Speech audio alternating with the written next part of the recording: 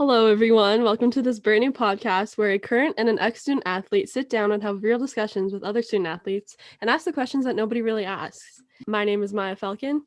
And I'm Mariana Fernandez. And thank you so much to everyone who listened to our first episode. It means a lot. We truly just wanted to talk about something that we both experienced and something that we're both passionate about. And it means a lot to have people kind of reach out to us and say that they've either gone through it or that they resonated with the episode. And that's truly all we wanted to accomplish with this podcast. So thank you so much. We only hope that it goes up from here. But thanks for tuning into this episode. We have our first guest this week. He's on the Canadian national team for swimming. He's a world junior medalist. We have Finley Knox. Hi, guys. Thanks for having me. How are you? We're good. Hi, Finley. We're chilling. Roll the intro music, bro.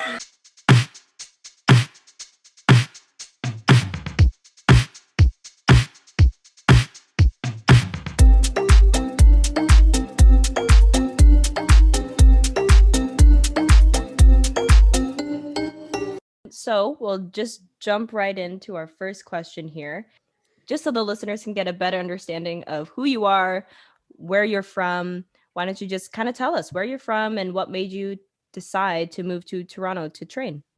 Yeah, so I was born in the UK. Both my parents are from, my dad's from Scotland and my mom's from England. And 2 years later, moved to New Zealand.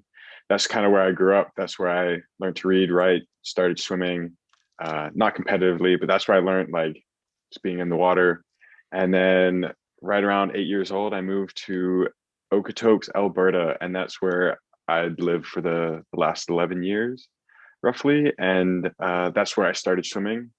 And then just this past year and a bit, I moved out to Toronto to train with the High Performance Center of Ontario. So have you been in Toronto ever since COVID hit, or have you gone back and forth between Alberta and here? Like how did that happen?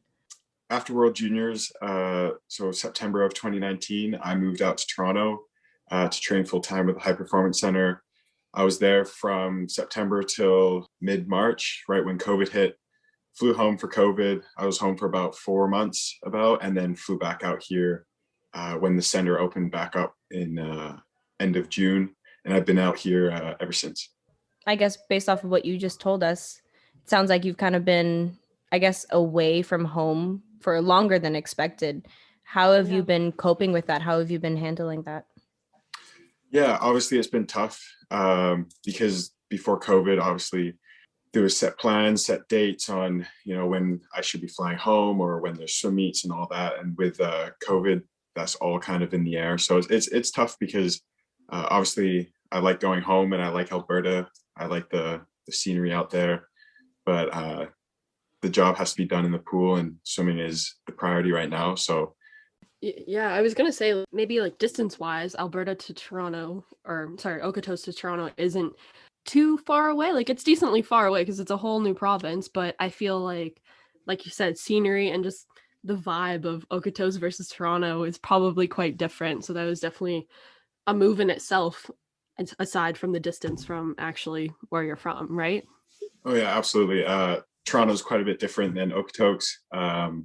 Okotoks is a small little town, 30,000, and going from there to moving to Toronto where there's 4 million people and traffic no matter what day of the week it is. And welcome. It's massive. And obviously the scenery, like you said, the kind of land is a little different. I'm used to mountains and lakes, and out here it's skyscrapers, buildings everywhere. So obviously it's a little different, but it's just something you have to get used to. And are you liking it at least in the slightest? I'm not a huge city person, but I do have to say that it changes nice, and it's good to kind of experience every little part of the world. So obviously Toronto is very multicultural, so it's awesome seeing all these different cultures, and obviously the population is drastically different than Calgary or Okotoks, but no, it's been good so far. Well, that's great to hear. We're glad that you're kind of enjoying it.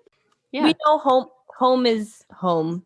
Like home for is where the heart I'm is. Abroad for school or even traveling, swimming, whatever it is, home is home no matter what. you can put me wherever, but home will always be home. So I get that 100%. Yeah, absolutely. So based off of my understanding, and also for anyone that doesn't really know much about swimming, like you've been to a couple ISL competitions and everything. Yeah, so I was part of ISL season 1. I represented London Roar there, and I was also part of season 2 where I represented Toronto Titans. That was after COVID. awesome. So season 1 was 2019 and season 2 is 2020. Yeah, so season 1 took place from October 2019 to December 2019, and then season 2 took place mid-October to end of November of 2020. And for anyone who doesn't really know much about ISL, it's basically like college swimming dual meets, but on I would say a bigger stage with elite athletes. Or it's the first stage where swimming really is its own league, and it's its own sport at its own competition. And it's pretty unique in the sense that when you go to race at ISL, while you are racing for yourself and obviously to get better and faster, your times reflect your team's overall performance, right? Yeah, is that absolutely. How it is? Yeah, so swimming is very individual, kind of like track and field. You know, you have your own lane, you have your own space, and what you do in the pool is a reflection of the effort you've put in. But ISL is managing to make swimming a very individual sport, more of a team sport. So rather than your swims just counting for yourself, they count towards the team. So you're being accountable for other athletes, and your results, you can share that with your team, and it's easier for. It's kind of like the NBA or like a hockey team, you know, like fans are able to kind of, I guess, cheer for their own team, you know, if that makes sense. And it's I know more engaging. Yes, exactly. Yeah. So each team, there's a roster of 12 men, roughly 12 men, 12 women. So each team is kind of located to a certain area. So it's able for fans to kind of get along with a certain team and kind of back those teams throughout the swim meets. And it's trying to incorporate more fans towards swimming. And the other thing is there's prize money. And this is the first time where swimming's actually on the level of getting decent pay for competing for your sport and for your team. Yeah, and performance, which I think is so great. And I think it's really cool, the whole idea of ISL, because swimming is a really individual sport, but when you find ways to make it more of like a team and a little more hype, it's definitely pretty cool to see what they're doing with ISL and everything. I also think, like, growing up as a swimmer, I never saw swimming at this kind of stage. Like, it's never been televised in this kind of way. There was never a league of swimming. There was never like teams of swimmers, you know, like unless it was at the Olympics or a world championship meet. Like this is the first time it's been on a global stage. And I think it's awesome that people are able to take part in it. And I think it's even better that during COVID, obviously it was kind of it was a kind of up in the air. Like, is it going to happen this year? But I think it's really cool that they were able to kind of do like a bubble, even though COVID was so uncertain, even though competitions were very uncertain, they were able to do that and help athletes get back into racing, even though it was a little bit different from the first season. So kind of tell us, like, from your perspective, what was the biggest difference between the first and the second season? For me, at least, racing is the biggest thing for swimming. I'm 100%, I enjoy racing way more than I do training. And the whole reason I still swim today is because I love racing. So after COVID hit and racing was kind of canceled and there was no swimming, there was kind of no excitement going towards the end of the year. But with ISL, after seeing that, like the NHL and the NBA had been doing these bubbles and were able to kind of isolate their athletes away from everyone and keep the sport going and keep the fans entertained. It was the ISL the committee, they saw that and they're like, you know, that's something we can do and we can still move forward with the ISL. And so yeah, the biggest difference between the first season and the second season was just COVID restrictions and then no spectators. So everything else stayed the same. The format stayed the same. People were swimming fast and people were having fun, and it was broadcasted. So that was the big thing.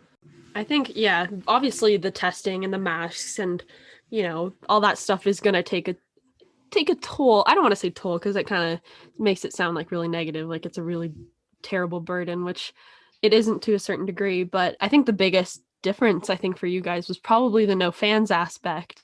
and the no Yeah. spectators, because that was the whole idea of ISL, like we were just talked about, was to get spectators and fans of swimming, or just anybody who wants to watch swimming, a little more engaged with it. So that was probably really different.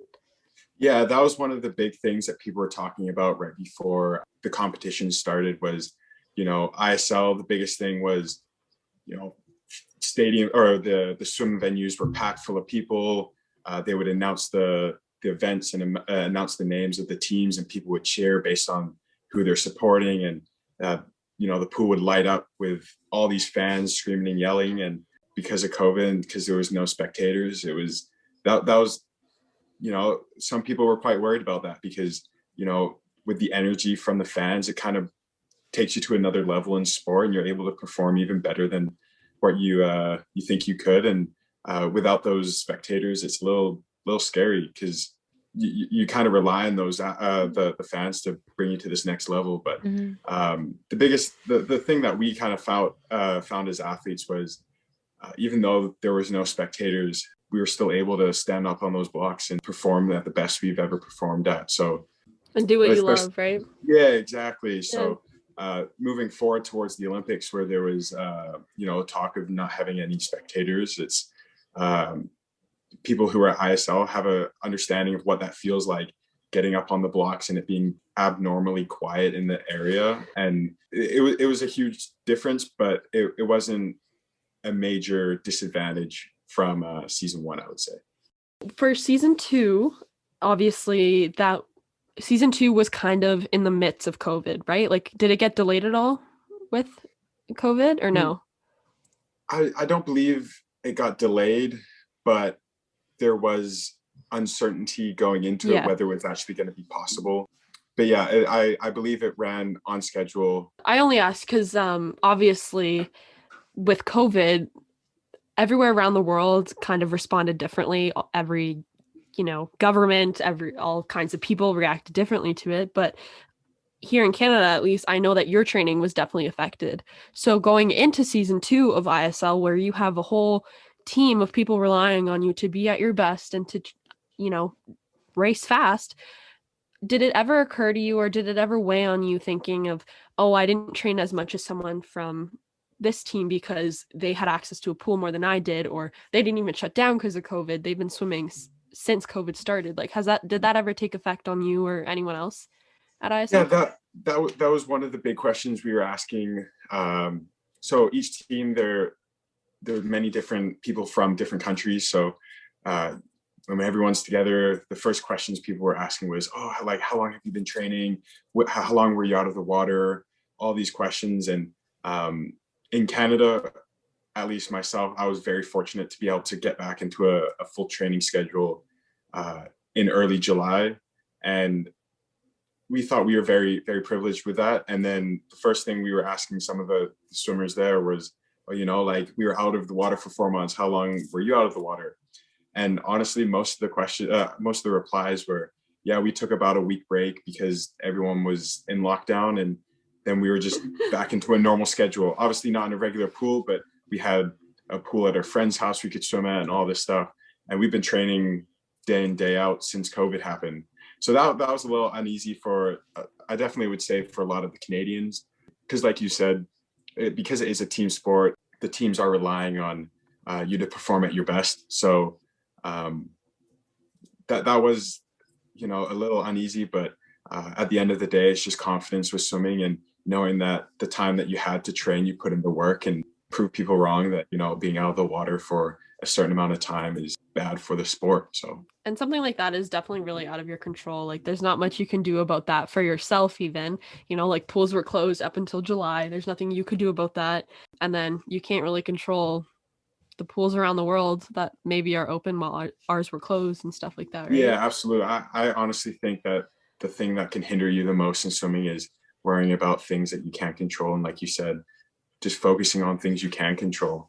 And the things that at least myself I could control on was, all right, I had 2 months of training, 2 or 3 months of training before ISL happened. So what can I do in those 2-3 months to be the best athlete and best version of myself leading into these competitions?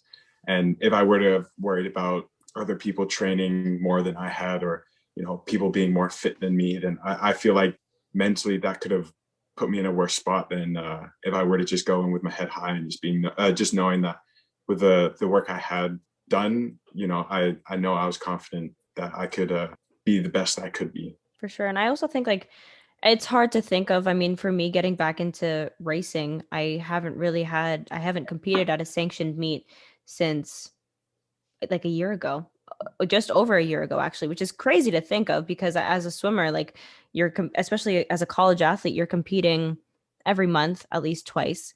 So to go from a hectic racing schedule to literally nothing is kind of crazy. And I think for you, I think it's awesome that you were able to get back into racing. And how did it feel to get back on the blocks again?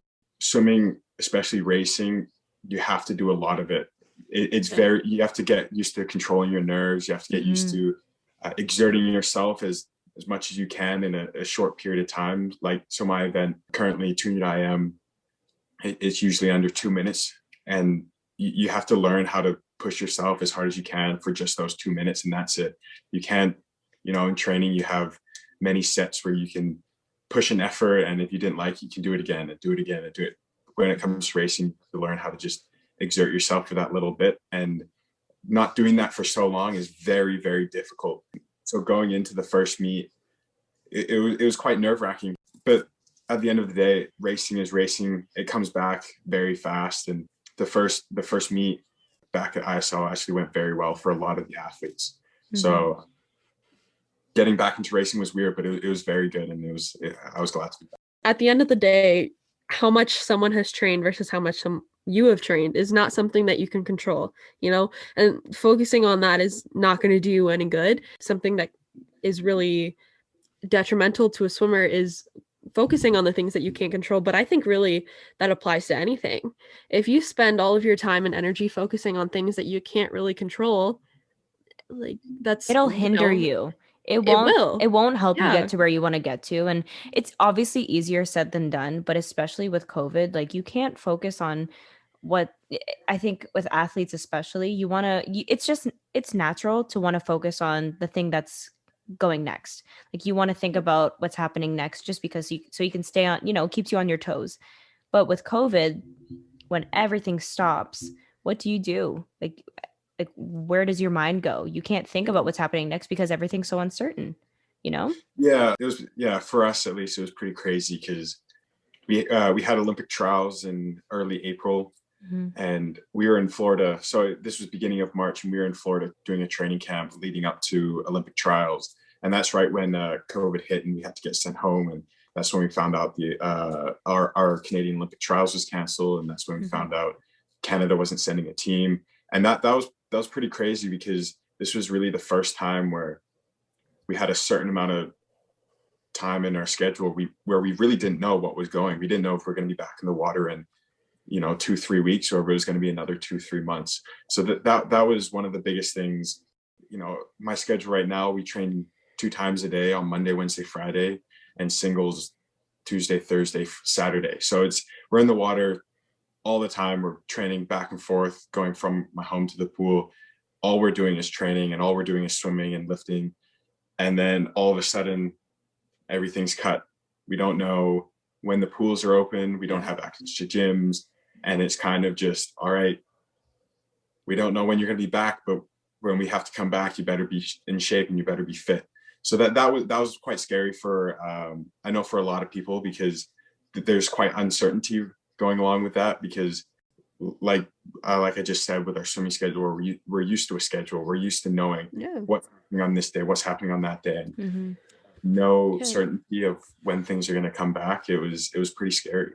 Yeah. And that's pretty human, like we're creatures of habit, and when something is, especially something you love and something you give your whole life for, because you give up a lot to be a swimmer or just an athlete in general, to just have it completely halted by something that is so uncertain. And just the state of the world is a hard time, and it still is a hard time because we're still fighting COVID-19.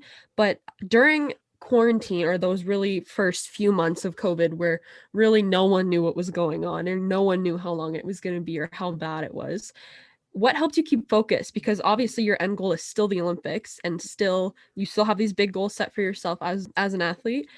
But did you ever lose sight of kind of what you've trained your whole life for?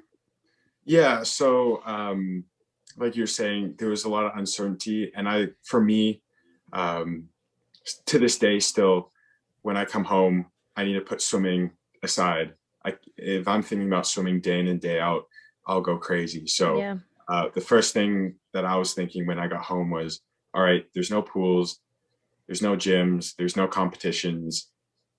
I can't be thinking about swimming, because if I start thinking about swimming, I'm going to be thinking about all the people that can swim, and that's going to drive me nuts. So I really had to kind of let go of swimming for a little bit. Obviously, I was still doing weights, and I was lucky enough to have like a mini weights rack in my basement, and I was able to stay active and fit. The weather was nice enough where I could go on runs and go on some bike rides, but obviously the end goal still stayed in my head, and I had to keep the end goal still in mind. But for me, what helped me through COVID was not thinking too much about the things I'm missing out on, rather than I was focusing on the things I could do in that moment to make me better. Obviously, anyone even now or just back then, of course you're allowed to grieve and dwell on it a little bit, because it is such a big part of your life, and you devote so much time to it too. Like exactly. how can you not feel like you just lost something? I mean, Exactly. Personally, that's how I felt. The first week or so, I was like, oh my God, vacation. That's how I felt, because like, there was no training, and I was like, okay, this is fine. 2 weeks later, I was upset. I didn't know what to do with myself. I can't imagine I was the only one that felt like that, because swimming took up so much of my time and my effort and my energy. And then all of a sudden it stopped, and I was like, I really don't know what to do with myself except for my schoolwork, which I guess kept me busy for the most part. But when you're doing something so much, so often, that you actually love, it's hard having that kind of taken away and not being able to kind of see it coming back anytime soon, if that makes sense. Yeah, I know exactly what you mean. Obviously the first week or two, the motivation was, still quite high, because there was talks about Olympic trials being pushed later, and rumors of everyone saying like, oh, COVID's kind of going to be over in 1 or 2 months. So motivation was high, still lifting, still doing cardio, still doing everything to stay in peak shape as possible. So when the pools did open, it was just jump back in a couple days and we'll be back at it. But after the 3-4 weeks of kind of same old talk, where it's like, oh, we might be back in 2 weeks, but we don't really know, that's when I kind of really had to shut down and just put swimming aside and be like, and look at logistically. I was looking at the cases every day, and every single day they were just getting more and more, and just seeing that pattern, I knew that swimming, or at least regular life, wasn't going to be back for a while. So instead of like dwelling on not being able to swim and not being able to go out, hang out with friends, and going to a regular gym, I just really had to focus on what I can do today and what I can do tomorrow to keep myself fit and just keeping myself entertained. That was one of the biggest things. Was I know a lot of people just didn't know what to do with themselves. They were just kind of sitting on the couch every day and just be like, COVID, another day of COVID. Yeah. So Yeah. and I knew that, for me at least, I can't stay still. I have to be up. I have to be active. So I just try to utilize the free time I had to spend with like my family, work on projects that I've always wanted to do. COVID kind of came around a time where, the weather was getting nicer. It was going into end of spring, early summer. So we were able to kind of enjoy the warmth and the weather without having a hectic schedule. Because I know the longest time I've been out of the water pre-COVID was probably 2, 3, 4 years ago, where I had maybe 2 weeks out of the water, and that felt like a lifetime. And now I have 2, 3 months of just nothing. So I really try to enjoy the things that I wasn't able to enjoy in the past, and that's kind of what kept me going through COVID, and staying positive throughout the whole thing. Which is a great mindset to have. I feel like not many people were able to take very many positives. Rightly so. COVID in general has just been horrible for some people, and I genuinely do not know how some people have gotten through it. But for those who needed to kind of find the light within a dark time, I feel like it's really important to find things that, or even pick up a hobby that you never even knew that you wanted to do, or read a book that you never wanted to read. Like, just do things to kind of keep you busy and, for lack of better words, distracted, because this was such a uncertain time again. But And it I still think, is, to be yeah, honest. Like, when is this going to be over? You I know, know. I say it every day. I'm like, I'm tired of COVID. I'm Yeah. sure I'm not the only one, but Everyone's there's like, I always hate it here. That's me, at least. exactly. But there's always a perspective that we can all find, whether you're an athlete or not. There's always a way you can look at whatever's in front of you or the given situation and go about it, right? And a big part of that is focusing on what you can control. Like, none of us can control when COVID is going to go away, when restrictions will be lifted and we can go back to going to concerts, going out in public, and just what we call normal life, or what used to be normal life, right? And focusing on the fact that we can't do those things, it's not going to do anybody any good, especially yourself. So I think, like you said, Finley, being an athlete, the perspective of using that free time that maybe you don't usually get to do things or spend time with your family that you don't usually get, was a really good way of going about it. And I think it's just so important, even without COVID, to have a mindset like that going into Yeah, anything. absolutely. For me, it was just being able to put swimming aside and go on with life without swimming, because it's going to come to a day where either I'm just not having fun with swimming and I just don't enjoy it, or I get too old and I want to retire. There's going to be a day where swimming isn't going to be my thing anymore, right? So the positive I can take from this is, at least I know now, when swimming isn't an option, I know I can still move forward, and I'm able to eat, not, I wouldn't say easily, but like, I'm able to put swimming aside and know that there is life outside of sport. And I think that's one thing that a lot of athletes do struggle with is, For sure. Yep.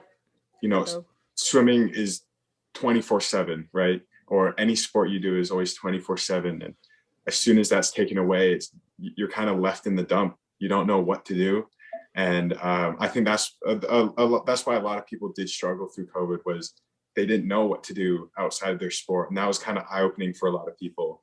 And that's kind of why I really wanted to make sure that when swimming wasn't an option, I could still, function and still have stuff to look forward to when swimming wasn't on the table. So athletes are more than just athletes, and there are other things that contribute to you as a person, and it's up to you to find that and find what you enjoy, and I think transfer your passion into something else.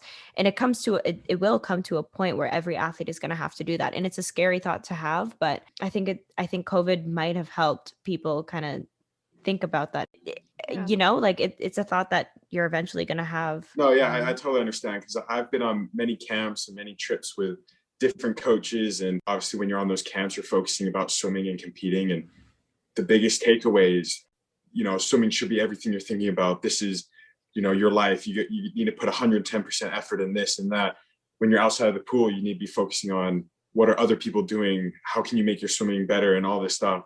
But they never really talk about, there's going to become a time where, if we're being like realistic here, swimming is not going to be our everything for our entire life. Most people retire, roughly around 30 years old. And I know a lot of people struggle with retirement and finding life outside of that.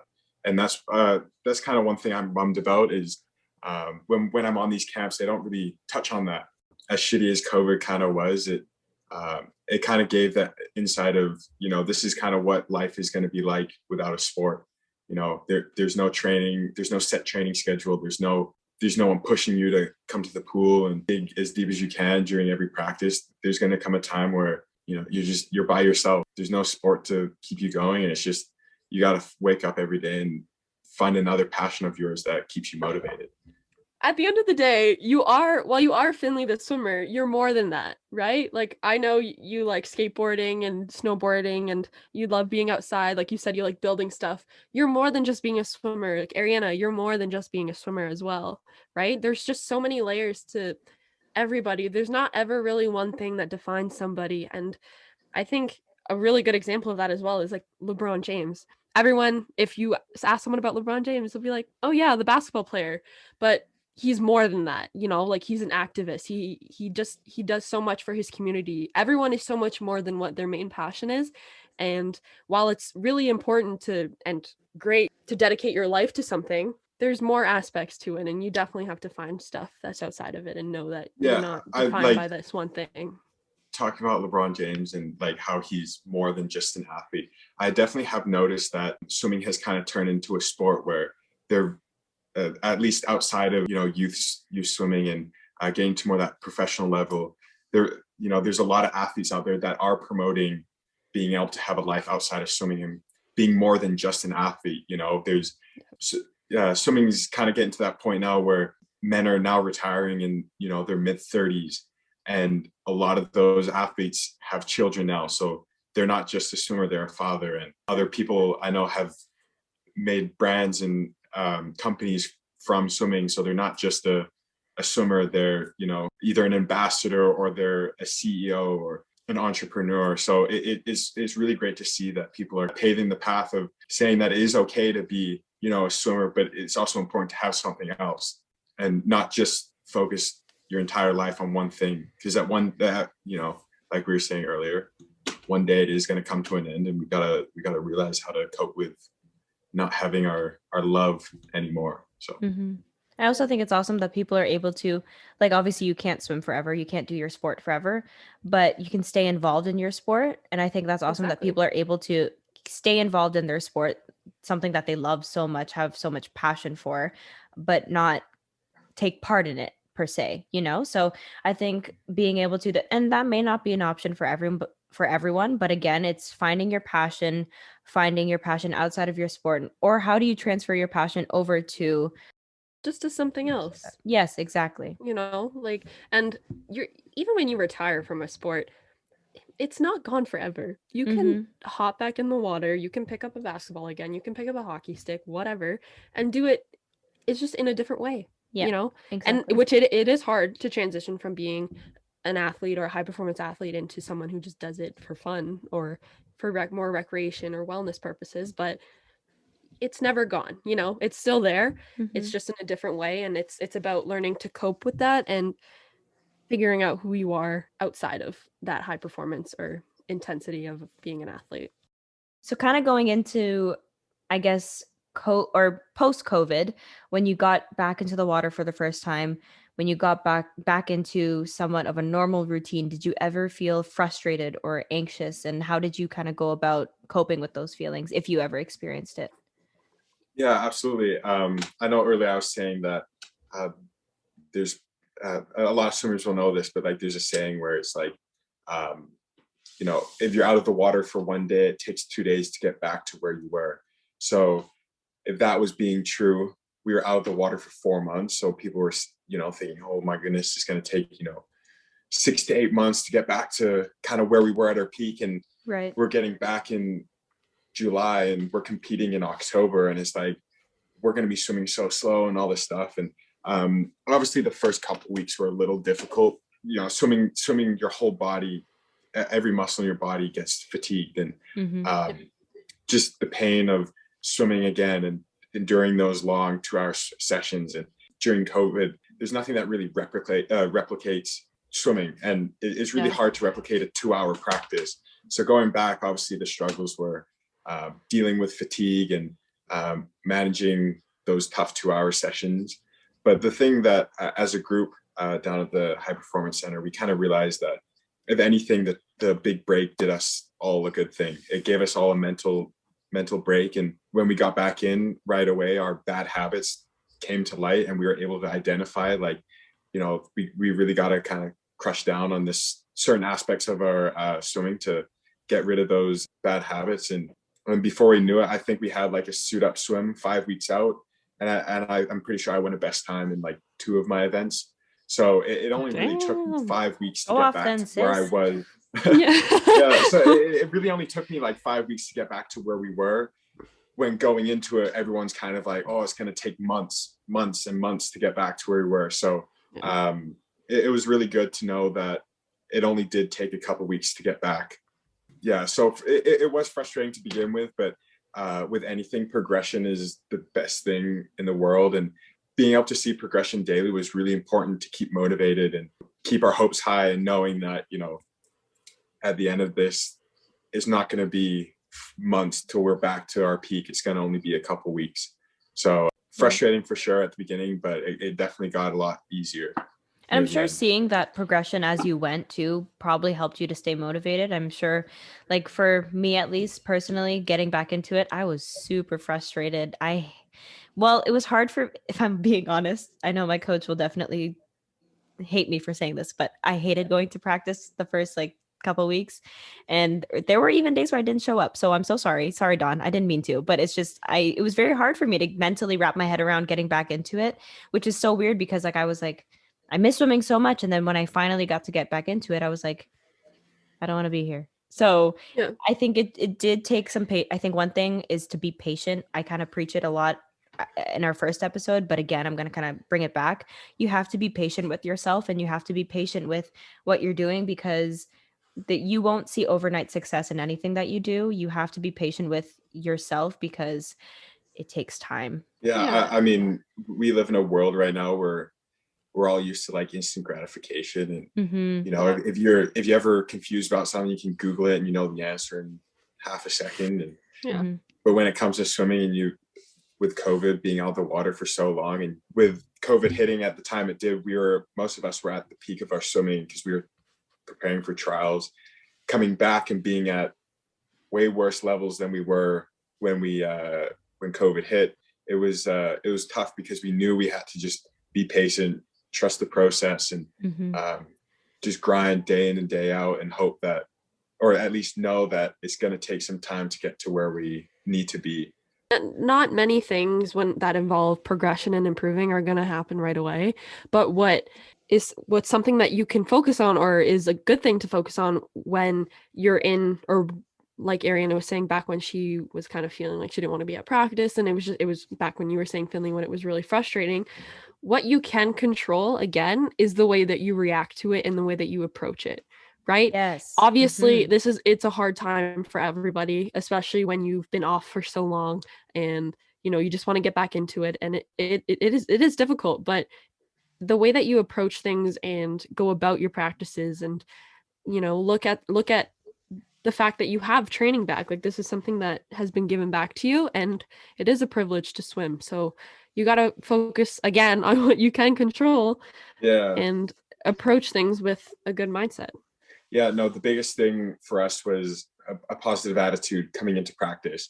Everyone's going to be sore. Everyone's, we're not going to be swimming at our fastest or anything like that, but we just had to come in with a positive attitude and get behind everyone, because certain people are going to take longer to get back to their peak. Some people are going to take, a few weeks to get back to where they were when COVID hit. And some people it's going to take, a few months. So the biggest thing for us was, being positive and let everyone know that it is a struggle, but, we're all here. And even though swimming, like we were saying earlier, is kind of an individual sport, but when you're training together, everyone's a team, and we got to be, support everyone and get behind everyone's back. And you kind of almost take comfort in knowing that you're not alone. It's kind of hard with swimming because it's, again, an individual sport. But I feel like when you're training with a group, the same group every day, it's kind of nice knowing that you're not alone in doing the same. Like if you're doing a set and it's really hard, you literally look to your right and you're like, well, he's struggling too. So it's okay. I'm not alone, Exactly. But I don't. And that's what the pod preaches, bro. Nobody's alone in anything. And nobody asked.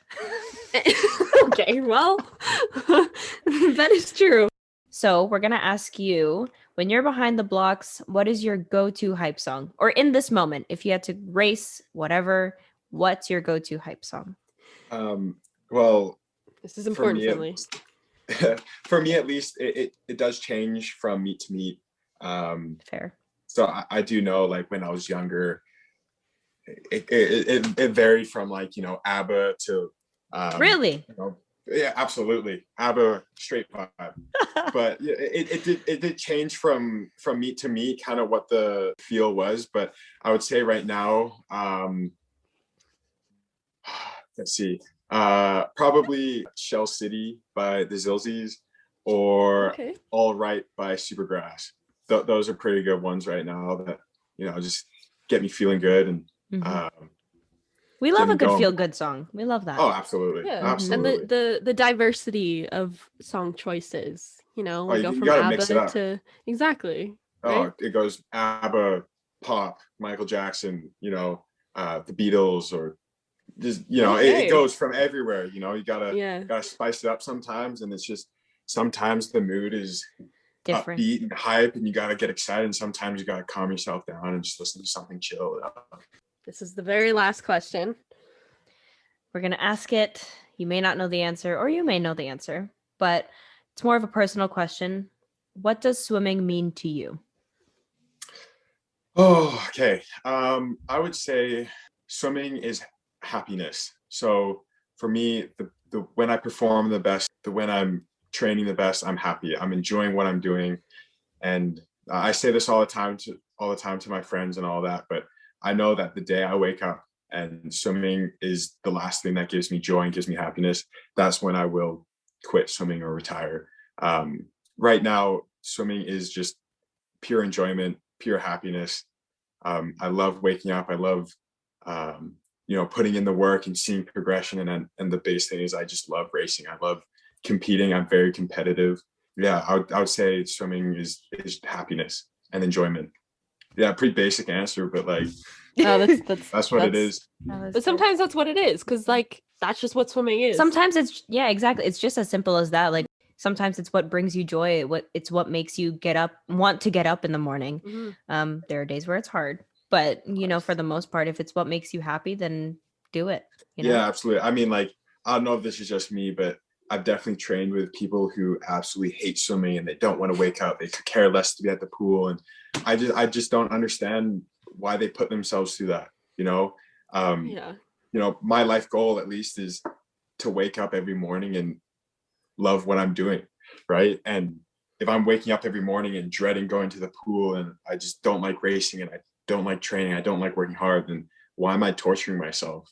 Obviously, some people don't have control over that, but I hope that when the time comes and I don't want to swim anymore, I have the freedom to, step away and just be like, yeah, that's it. It just doesn't give me happiness. Yeah. All right, let's move on to the next thing. Yeah. Yeah. Thinking back to our first episode, and like based off of what we said, we talked about like falling out of love with your sport. Did you always love swimming? Did you always like it? No, absolutely not. I struggled quite a bit when I was probably from the like end part of from when I was 11 all the way through when I was 12, early 13 years old. That was probably the most I ever struggled with swimming. When I was 10 years old, I had quite a bit of success. I was, same height as everyone, all the boys. We were all, super short, super light, and it was pretty even. But when you get up to 11, 12, 13, people start developing and maturing a lot quicker than some others. And unfortunately, at the time, I didn't think this was a good thing, but I'm grateful of it now. But I was a late developer, so when I was 12, 13, I was 5'3", 5'2", and I'm racing guys 6 foot.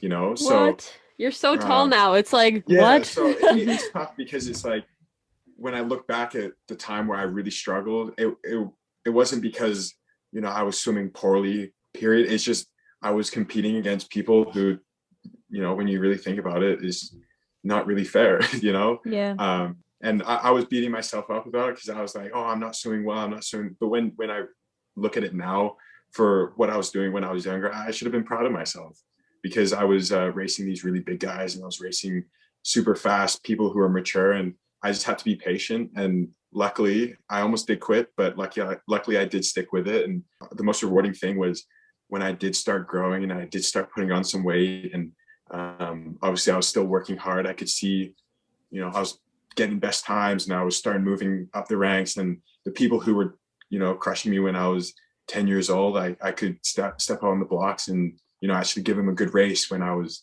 a little older. And that was probably the most fun I've ever had, was just growing up. And when I was like 12, 13, and when I was really struggling, I kind of learned to enjoy the process of just letting nature take its course and letting myself grow, letting myself develop, and just try to enjoy those times of being able to jump in the water and compete and race. I really try to enjoy that process when I was younger, and now obviously things are a little different, and I'm enjoying different aspects of swimming. But yeah, so it sounds like obviously persevering, which obviously I think any athlete has to do at some point in their life, or anybody in general, not even just an athlete.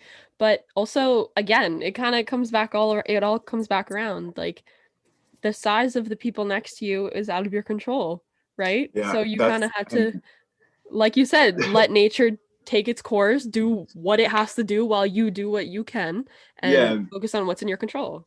Yeah, so when I was younger, that was obviously something I could just sit back and just wait. But now, obviously, when I'm at ISL or any of these Pro Sim Series meets or anything like that, I can't just wait for my time. I'm racing guys who are, 26, 27 years old, who are hitting their peak. And I can't just, sit back and be like, it's okay, I can just let it happen. I got to step up now, and I got to compete against these guys. And then the biggest thing with swimming is racing. And when you're on the blocks, you can't be overthinking anything. You can't be thinking about, what this guy has done in the past, or his resume of records or medals or anything like that. Swimming is about racing and pushing yourself. And at the end of the day, that's what you got to do. Period. So good. So good. Keep that in, Maya. So good. I will. Good. So, Finley, thank you so much for being here today, being on the podcast, for being our very first guest. We appreciate you. We appreciate your time, and we wish you the best of luck in the future, wherever it takes you, and we'll be cheering you on. Yes. Yeah, thank you so much for having me. I really appreciate it. It was great. Thank you so much, Finley. We really, really appreciate it. And like Nan said, we see big things for you, and we do hope that things come around, and all the work that you've put in comes around and shows at trials and everything. Yeah, exactly. Yeah, thank you so much. Yeah. And everyone go subscribe to Nobody Asked. Thank you so much. Thank you so much. Throwing a little shout out there. Yeah. Sauce Finley, a follow on Instagram, Finley Knox, KNOX. Anyways, thank you so much for listening, and we'll catch you next week for next week's episode. Yes. Bye. See you guys.